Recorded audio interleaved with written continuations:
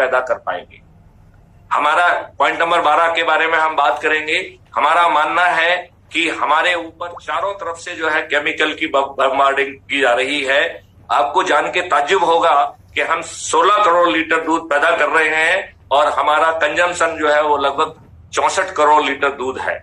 इसका मतलब है 48 करोड़ लीटर दूध जो है वो हानिकारक केमिकल से बनाया जा रहा है, जिसमें यूरिया आदि जो ना यूज होते हैं, और यह अपने आप में कैंसरस है। इसके बारे में एक रिसर्च कह रही है कि यदि ऐसे दूध या इसके प्रोडक्ट को लगातार 4 साल तक सेवन किया जाए तो 87% लोगों को कैंसर हो जाएगा।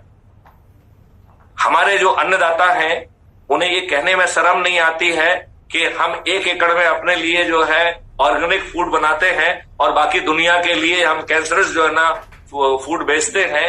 ये बड़ा लज्जा का विषय है।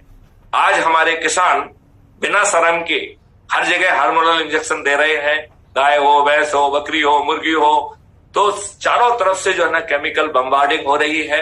हमारे मेडिसिन के फॉर्म में हम इतने हार्मफुल केमिकल दे रहे हैं, आप अंदाज नहीं लगा सकते हैं। ऐसा कोई केमिकल पैदा ही नहीं हुआ है जो कि आपके शरीर को नुकसान ना करे।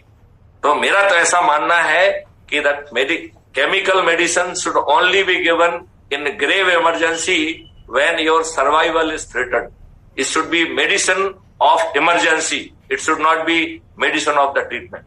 अब आप ये बताइए, जहां से एलोपैथी आई है, जहां पर कि आसानी से एंटीबायोटिक नहीं दिया जाता है, हमारे लोगों ने प्रोटोकॉल बना लिया है, वो भर भर के जो है ना आपको जो है एंटीबायोटिक देते हैं।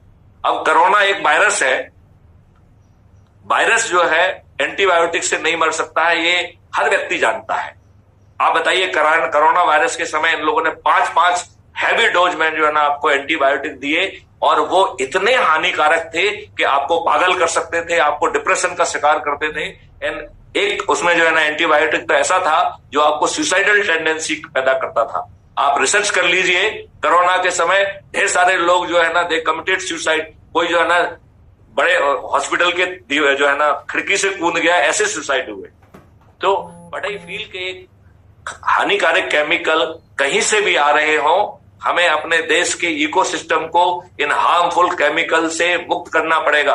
हमारे दुष्ट राजनेता इतने दुष्ट हैं कि हार्मफुल मटेरियल जो है ना डंप करने के लिए हमारे देश में आ रहा है।